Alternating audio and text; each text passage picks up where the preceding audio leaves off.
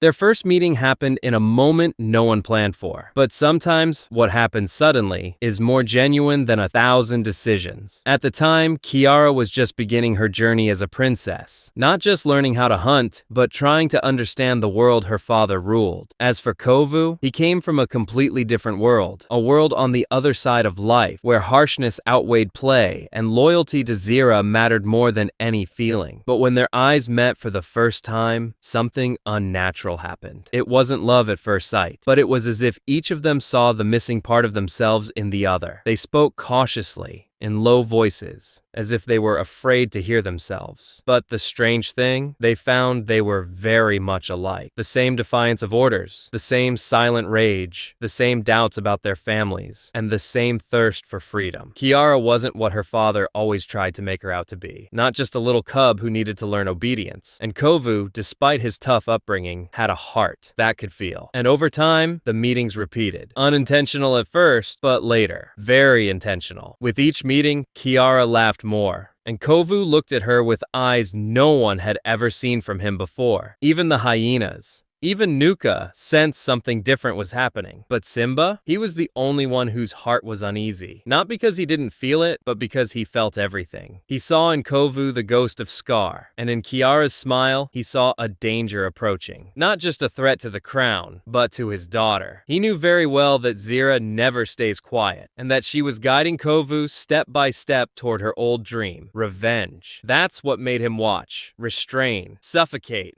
with good intentions. But Kiara? She wasn't ready to live in a golden cage. She would sneak out at night, run into the plains, see Kovu, and feel free for the first time. It wasn't betrayal, but it was growing. Every moment, every time, every word. And one night, as they sat on the edge of a small rock under the moonlight, Kovu said to her, "Where do you think we could live if there were no crown? No rules?" She laughed and replied, "Anywhere, as long as we're together." A simple laugh, but it was the beginning. Because after that, words turned into ideas. Ideas became dreams, and dreams became a plan. They didn't have to run away now, but someday, why not? But the problem wasn't them. The problem was the one watching them from afar. Nala, Kiara's mother, started to feel that something was off. The nights became too long for Kiara. Her mornings were filled with a strange dizziness, and her questions became rebellious. One day, Nala decided to watch, and she saw, from a distance, her daughter, the one she raised to be queen, looking at Kovu like the crown meant nothing. And the next day, everything changed. Nala didn't confront Kiara, but she told Simba. And Simba was afraid, not of love, but of fate. He felt like history was repeating itself, and that Mufasa's daughter might walk the same path he once did, but this time the result could be worse. He made a decision, a big one, but before he could carry it out, Kiara heard everything. She heard what she wasn't supposed to hear. She heard her father say, "If they keep going like this, I might lose her forever." And what happened next was a moment that shattered the wall of years. The night fell with a terrifying silence. Not the usual silence. It was as if the sky itself had paused to listen. Kiara returned to the cave, but her heart didn't come with her. Her mind was echoing with a single sentence, repeating in her ears, "I might lose her forever." Why would her father say that? Why did she feel like just a piece in a political game? Aren't you her father? Or did the king inside you forget how to be a dad? And before anything could settle, the confrontation happened. Simba stood at the cave's entrance, his eyes burning with an unexplainable anger. Not real anger, but fear wearing anger's face. Fear of the past. Fear of losing Mufasa's daughter, the way he lost his father. He spoke with a calm but firm voice. "Where were you?" She answered coldly. "Outside, breathing." He asked, "With Kovu?" She froze for a moment, but didn't deny it. "Yes," he said. "It won't happen again." She responded, "Why? Because you're scared? Or because you see Scar in anyone you don't like?" And just like that, everything spilled out. Simba exploded. "I saw with my own eyes what Zira did. I know why he's here. Kovu's not just a cub. He's an arrow aimed at my heart," Kiara replied, her tears almost falling. "And what am I? A pawn in your defense plan? Or a daughter who's supposed to live out what you failed to do? I love him, and with him,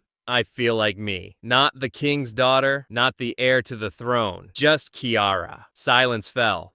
Simba tried to speak, but all he could give was a sigh and a step back. He said, "We're not enemies, Kiara. I just want to protect you." She said, "Protection that suffocates is called a prison." And in that moment, she made a decision. She left the cave with a tear in her eye and fire in her heart. She headed to the place where she and Kovu always met. But this time, it wasn't just a visit. It was goodbye. She said to him, "I love you, but I can't run away. Not because of them, but because of me." Kovu tried to understand, tried to convince her, but her gaze was final. She said, "If we run, we become like them. But if I stay and you keep loving me, then maybe we can change everything from the inside, not from the outside." She left him standing and returned. She returned, but she wasn't the same. She wasn't the king's daughter anymore. She was Kiara, the one who chose, who understood that love isn't supposed to be an escape. And Simba? He saw her come in, but didn't say a word. For the first time, he understood that control isn't safety. And if he wanted to keep his daughter, he had to love her not as a king,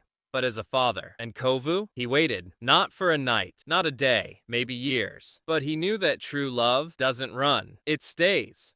And it changes. And the question no one could answer: was Kiara really planning to run away? Or was it all just a moment of anger? And does her love for Kovu still live? Or was it buried, like the secrets of the Pride Lands? In the end, some stories end, but some feelings never die.